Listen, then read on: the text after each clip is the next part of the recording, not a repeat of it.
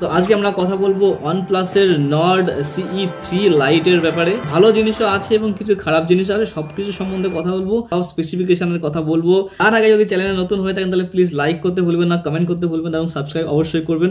চলুন শুরু করা যাক। নর্ড CE3 Lite এর বক্সটা আপনি পেয়ে যাবেন, অনেকটা মোটা বক্স এবং নর্ড বলে লেখা রয়েছে। ব্ল্যাক বক্স এবং ব্লু কালারের নর্ড আপনি পেয়ে যাবেন। ফোনের বক্সে আপনি পেয়ে যাবেন সিম কার্ড রিজেক্টর টুল, ডকুমেন্টেশন রয়েছে। 67 ওয়াটের চার্জার সাপোর্ট করে ফোনটা, কিন্তু 80 ওয়াটের আপনি চার্জার পেয়ে যাচ্ছেন। তাছাড়া আপনি A to C কেবল আপনি পেয়ে যাচ্ছেন এবং সাথে সাথে আপনি কেসও পেয়ে যাবেন, একটা হোয়াইট ট্রান্সপারেন্ট কেস আপনি পেয়ে যাবেন। কালার ভেরিয়েন্টে যদি কথা বলি, কালার ভেরিয়েন্ট আপনি দুটো ভেরিয়েন্টে পেয়ে যাচ্ছেন, একটা পেস্টেল লাইম এবং একটা ক্রোম্যাটিক গ্রেতে আপনি ফোনটা পেয়ে যাচ্ছেন। ফোনটা দেখতে কিন্তু একদম প্রিমিয়াম লুক করেছে, পিছনের ক্যামেরা মডিউল অনেকটা বড় করেছে, পিছনের ব্যাগ কিন্তু প্লাস্টিকের চলে আসছে, কিন্তু দেখতে অনেকটা গ্লাসের মতো, লোকে দেখে ভাববে যে না গ্লাসের ব্যাগ, প্লাস্টিকের নয়। সাইড ফ্রেমও আপনি পেয়ে যাচ্ছেন প্লাস্টিকের, সাইড ফ্রেম কিন্তু আপনি ফ্ল্যাট পেয়ে যাচ্ছেন। পোর্শন বাটনসে যদি কথা বলি, রাইট সাইডে আপনি পেয়ে যাচ্ছেন power button combined with fingerprint touch. So fingerprint টাচটা আপনি পাওয়ার বাটনের সাথে পেয়ে যাচ্ছেন রাইট সাইডে। আর পজিশনটা খুব ভালোই করেছে, পজিশনটা আপনি যখন ফোন হাতে নেবেন আপনার থাম যেটা থাকে সেখানেই পজিশনটা রয়েছে, তো আপনার টাচ করতে কোনো অসুবিধা হবে না। মানে অন্যান্য ফোনে হালকা একটু উপরের দিকে থাকে, এটা পারফেক্ট পজিশনে আছে, তো সমস্যা হবে না। নিচে বা বটমে যদি চলে আসেন সেখানে আপনি পেয়ে যাচ্ছেন স্পিকার, মাইক্রোফোন পেয়ে যাচ্ছে, Type-C চার্জার এবং 3.5mm অডিও জ্যাক আপনি পেয়ে যাচ্ছেন। এবং টপে যদি চলে যান সেখানে আপনি পেয়ে যাচ্ছেন নয়েজ ক্যান্সেলেশন মাইক, এবং লেফট সাইডে যদি আপনি চলে যান সেখানে আপনি পেয়ে যাচ্ছেন ভলিউম কি, এবং সাথে সাথে আপনি সিম কার্ড ট্রে স্লটও আপনি লেফট সাইডের উপরের দিকটাই পেয়ে যাচ্ছেন। অ্যালার্ট স্লাইডার কিন্তু এই ফোনটা আপনি পাবেন না, জেনারেলি OnePlus এর ফোনগুলোতে এখন দেয়, কিন্তু এই ফোনটাতে কিন্তু অ্যালার্ট স্লাইডার দেয়নি। সিম কার্ড আপনি এখানে হাইব্রিড সিম কার্ড স্লট পেয়ে যাচ্ছেন, তার মানে হলো আপনি একটা ন্যানো সিম কার্ড এবং একটা মাইক্রো SD কার্ড অথবা দুখানা ন্যানো সিম কার্ড আপনি ইউজ করতে পারেন, উইচ ইজ গ্রেট।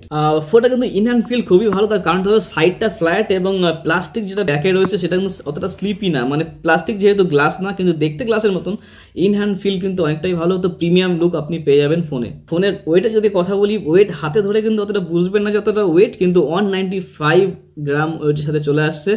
মানে ওয়েট ডিস্ট্রিবিউশন ভালোভাবেই করেছে, যাতে করে হাতে নিলে বুঝবেন না যেটা 195 এর একটা ওয়েট আপনি হাতে নিয়েছেন। ডিসপ্লে যদি কথা বলি, ডিসপ্লে এখানে আপনি পেয়েছেন 6.72 ইঞ্চের ডিসপ্লে, ফুল HD, কিন্তু এখানে কিন্তু অ্যামোলেড স্ক্রিন দেয়নি, IPS LCD স্ক্রিন দিয়েছে। 120 হার্জ অ্যাডাপটিভ রিফ্রেশ রেটের সাথে আপনি ফোনটা পেয়ে যাচ্ছেন। IPS LCD স্ক্রিন, কিন্তু কোয়ালিটি কিন্তু ডিসেন্ট কোয়ালিটি, প্রিমিয়াম কোয়ালিটির LCD স্ক্রিন দিয়েছে। সো স্ক্রিন নিয়ে কোনো ডাউট হয়তো হবে না, কিন্তু হ্যাঁ অ্যামোলেড দিলে হয়তো একটু ভালোই হতো। 680 নিটস আপনি ব্রাইটনেস পেয়ে যাচ্ছেন স্ক্রিনে, তো ব্রাইটনেস নিয়ে কোনো সমস্যা হবে না, দিনের বেলায় ফোন দেখতে কোনো সমস্যা আপনার হবে না, লাইট নিয়ে বা ভিজিবিলিটি নিয়ে কোনো সমস্যা হবে না। র্যাম এবং স্টোরেজ যদি কথা বলি, দুটো ভেরিয়েন্ট আপনি এখানে পেয়ে যাচ্ছেন, 8GB সাথে 128GB এবং 8GB সাথে 256GB।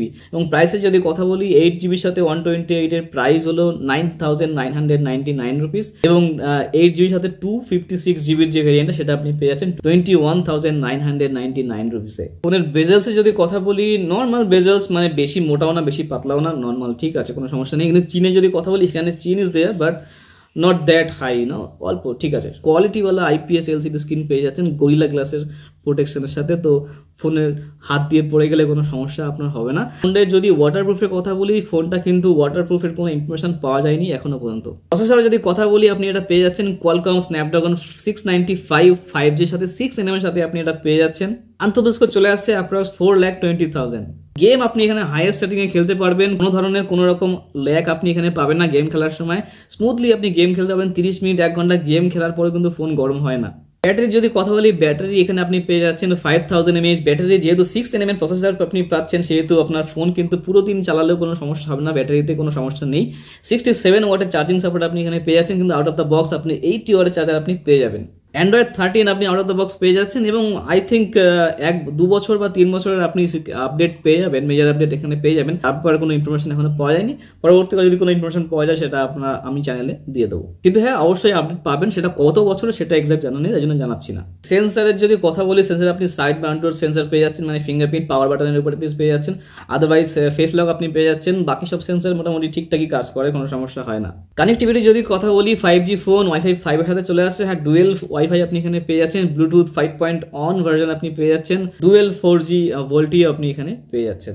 র্যামের ব্যাপারে একটা কথা বলতে ভুলে গেছিলাম, র্যাম কিন্তু আপনি 8GB আরো এক্সটেন্ড করতে পারেন, 8GB এক্সটেন্ডেড র্যাম আপনি পেয়ে যাচ্ছেন, তো আপনি 8GB এক্সটেন্ড করতে পারেন, মানে 8 + 8 16GB।